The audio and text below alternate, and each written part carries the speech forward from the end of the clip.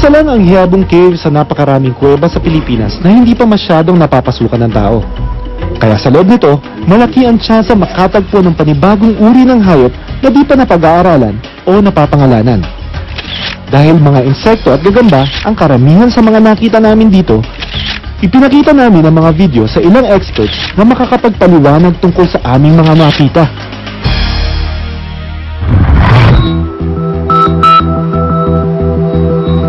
Isang tunay na Spider-Man si Dr. Albert Barrion.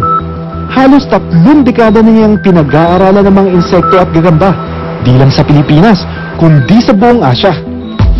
Daang-daang bagong uri ng gagamba ang kanyang nadiskubre at pinangalanan. Lahat daw ng mga nakita naming gagamba, pambihirang makolekta o makita sa wild.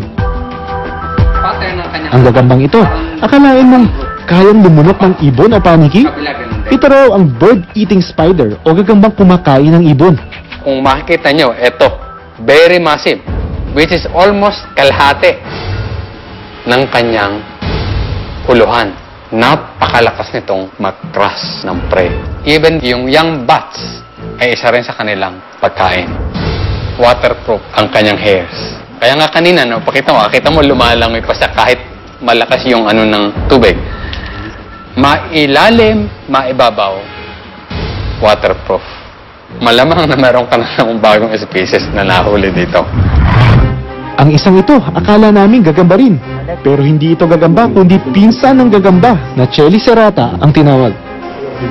Ang naiiba sa kanya, ang kanyang dalawang malalaki at mahahabang sipit na katulad ng alimango. Ginagamit daw itong panghuli ng mga pagkain tulad ng mga ibang insekto. Dalawa pang uri ng gagamba ang amin natagpuan sa Rawis Cave naman. Isa pang kuweba na 3 oras ang layo sa hiyabong. Ito ay tinatawag na nasa pamilya ng nursery web. This is the claw, the pincher. Pag bite niya, dito may inire-release siyang paralyzing poison. That paralyzing poison will kill the prey probably in 10 to 20 seconds, depending on the size. Ito ang tinatawag na balahibo ng mga gagamba. Kaya niyang i-detect kung masama ang panahon o kung sila may mga kalaban. Ito namang isa, natsyempohan naming malapit sa nakabalot niyang pagkain. Palatandaan dito sa crab spider nito ay itong kanyang puti na Y mark sa batok. Ang kanila talagang ugali ay manghunting. So yung haba ng paa ay masasabi nating bahagi ng kanyang adaptation.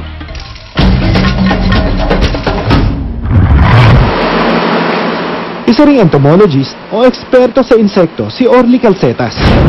Nang mapanood niya ang mga video ng mga cricket sa kuweba, nagulat siya sa kanilang abilidad na lumutang sa tubig. Usually kasi ang mga insekto naman nakakalutang katulad ng mga water striders o tinatawag natin mga aquatic insects, hindi pangkaraniwan sa mga ganito yung yung talagang na merong ability na talaga makapag-float. Nagagawa yan ng ating mga insekto sa pamamagitan ng kanilang mga tinatawag na mga maliliit na mga hibla ng buhok o sinasabi nating hydropeuge hairs. Mga pambihirang uri ng hayop ang aming mga nakita sa kuweba. Pero kaunti pa lang ang nagtsatsagang gumawa ng pag-aaral tungkol sa kanila. Dalawang bagay ang problema natin. Ang una ay kokonti ang may interest. Second, ang research fund or support to do such study halos zero. Kung meron mang interested, sariling pera mo ang ginagastos mo. Habang hindi pa natin nakikilala ng lubusan ng mga ito, hindi rin natin malalaman ang kahalagahan nila sa atin o kung paano sila mapoprotektahan. Ang mga kuweba nababalot ng misteryo at minsan kinatatakutan pa. Pero sa totoo lang, dapat silang ituring bilang mga kaba ng samut-saring likas na yaman na naghihintay lamang na matuklasan. Ako si Dr. Stresho, born to be wise.